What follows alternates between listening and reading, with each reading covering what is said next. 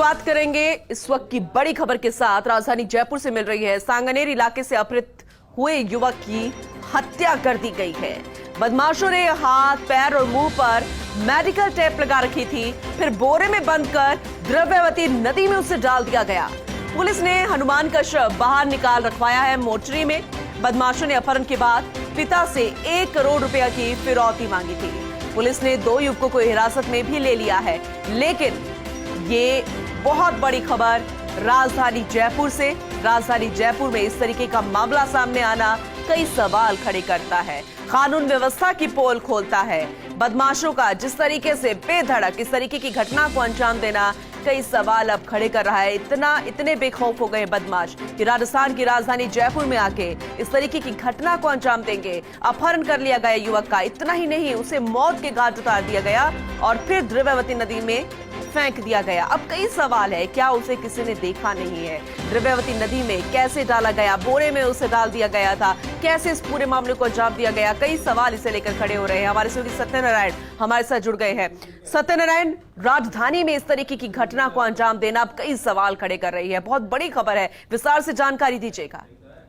देखिए, कल भी अपनी बात हुई थी, मैंने साफ कहा था कि जो युवक है हनुमान नाम का, उसका अपहरण किया गया और अपहरण करने के बाद में उसके पिता को व्हाट्सएप कॉलिंग की गई और व्हाट्सएप कॉलिंग के जरिए करीबन 1 करोड़ रुपए की फिरौती मांगी गई थी। ये कहा गया था कि अगर आप फिरौती नहीं देंगे तो आपके बेटे को हम जान से मार देंगे। और उसके बाद में पिता ने पुलिस अधिकारी को सूचना दी थी। उसके बाद में थाने में मुकदमा दर्ज हुआ था। लेकिन आज सुबह युवक का शव द्रव्यवती नदी में मिला है और उसके मुंह पर, उसके हाथ पांव को मेडिकल टेप से बांधा गया था। उसको निर्मम तरीके से उसकी जान ली गई थी। उसके बाद में उसको बोरे में डाल के द्रव्यवती नदी में फेंक दिया गया था। हालांकि पूरे प्रकरण के अंदर पूनम करीबन 2 युवकों को डिटेन किया गया है, जो कि बताए जा रहे हैं आरोपी है। फिलहाल इस पूरे मामले की जांच की जा रही है, कोशिश की जा रही है तो बाकी के आरोपियों को गिरफ्तार करके इस पूरे मामले का खुलासा करने का प्रयास किया जा रहा है। पूनम, ठीक है, अब 2 सवाल इसमें है, लेकिन देखा जाए तो ये एक बड़ा सवाल है, कानून व्यवस्था क्या इतनी लच्चर हो गई है राजधानी में? दूसरा, बदमाश बेखौफ हो गए हैं। जाहिर सी बात है कानून व्यवस्था की वजह से।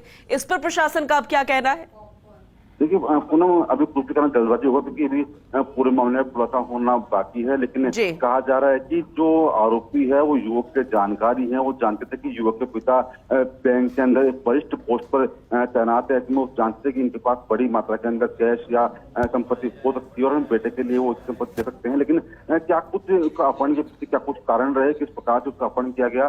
जो 2 युवक डिटेन किए उनसे पूछताछ की जा रही है और आज शाम तक डीसीपी ज्ञानचंद यादव इस पूरे मामले को खुलासा करेंगे और साथ साथ बताएंगे कि इस घटनाक्रम को अंजाम किस प्रकार से दिया गया और क्या कुछ कारण रहे। इन तमाम जो बातें, तमाम बिल्कुल इस पर नजर बनी रहेगी। सत्यनारायण, बहुत बहुत शुक्रिया विस्तार से जानकारी देने के लिए।